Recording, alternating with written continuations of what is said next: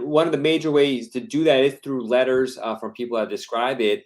And that is an art on its own. And you do a great job describing it that USCIS should take these into consideration, which sometimes they don't give it proper weight. So you got to push back on that. But also, the content has to be properly done because I've gotten reference letters that just are worthless because they don't describe who the person is doing it or really go to any detail. And obviously, like people are not in this business when you ask for reference letters, they don't know what to write. So it's a fine line of like helping them do it, but not writing it for them or saying what to say because it's their words. But people aren't writers on this. So could you talk about how these letters should be dealt with, or your thoughts on it? Sure. So it's interesting that, and I agree, and I know what you mean. Why a lot of times you'll receive letters that are worthless, and I actually think they're worse than worthless. I think they could be damaging if you actually included them, because they're not hitting on any key points that you want to hit, and they may leave USCIS thinking this person really isn't that great. This reference Mhm. letter doesn't get into anything. So it is true that reference letters should be given proper weight. You want to include that in your brief or wherever in the O1 submission as to how CIS is supposed to view and evaluate these reference letters. But they need to be detailed.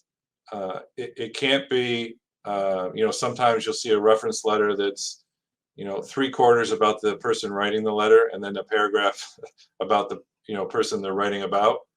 Yeah. It also can't be just two or three sentences. They did research that was involved with this, and I thought it was really great, and the results were really interesting. You need to provide information, and you need to ask the right questions so that you get the right information back. Mhm. So what I put in my article, you really need to dig in deep and say, what is the subject matter of this research? How is it different or better than research before it? Why is it so important? How are other people in the field? How are other researchers using that research? And what are the real world applications of this research? So I'm certainly not writing these letters for them because I couldn't. I don't, most of the time, don't fully appreciate or understand what they're doing. Yeah. But you have to ask those key questions to get the right info. And if Yeah. you don't ask those key questions, they may not give you the right info and those letters may be useless. Yeah. And the client has to go out of its way to ask somebody, and it's like ask for it's kind of a shy thing to go ask somebody, hey, could you write me a letter? So if then to go through that and ask somebody, you want to make sure it's done right. Those questions you said would be good headings, like as a help guide for the person writing it. Actually, I was thinking when you were saying it, to help them kind of organize their thoughts, because many of them aren't writers. They went to law school and we have the IRAC method, and our brain works in a certain way to lay it down. But we have massive training to be able to do that. What I found is if you ask a scientist or a doctor, it doesn't make sense because that's just not how they do it, unless they're into grant writing or something like that, and that's a whole art in itself. But it's so pivotal to really zone in on that, on the original contribution. Um, you know, it depends on what kind of case you have, but always there's something there that distinguishes people, especially if you're, because O1A is such a broad category with regards to the kind of jobs it could be. It's just so important to paint a picture of what it is.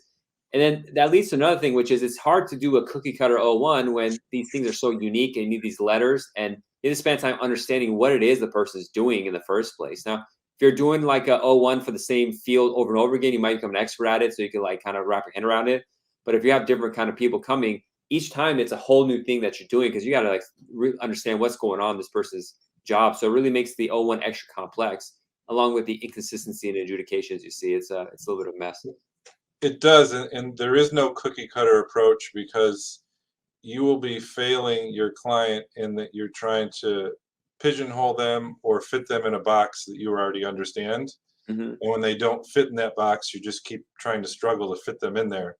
Yeah. And you're doing also what I pointed out, what CIS is not allowed to do themselves.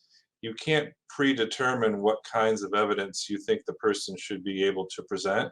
Hmm. So again, you can't use the cookie cutter approach of, all right, give me this, this, this, and this, and kind of predetermine what you think they should have available to prove their O1 eligibility. Hmm. I do like when you mentioned those questions as headings, if people use those as headings in the actual reference letters themselves, that would be great, because that's what CIS wants to see. And if you, any way you can make that easier for them, the better. So I would like those as headings, certainly in any letters. I do provide a general template of a letter for people to utilize, but obviously they need to provide, or the individual needs to provide, specific details. And then I may even go back and forth a little bit, again, as I mentioned in my article, where someone provided a really good letter that someone in the pharmaceutical industry would probably understand and be wowed and impressed. But when I read it, I had no idea what they were talking about. You know, it was all technical jargon. And again, someone may have walked away saying this is the smartest person in the world. I had no idea whether to think that or not. So I went back to them. I said, just kind of hit some of these basic points. And they came back with English language as to why something was so important. And to me, that really made that case, that it was the combination of, here's the dumbed down Andrew Wilson could understand it version of what this person does. Here's the technical side, so that's impressive too. And it was both in the letter. Yeah. You know, one thing as lawyers, typical people think as a lawyer, we're going to write something really complicated sometimes, but our job is really to dumb it down so everyone can easily understand stuff, which is a job. It's a skill of itself to be able to take a complex topic and make it simple, which is our role.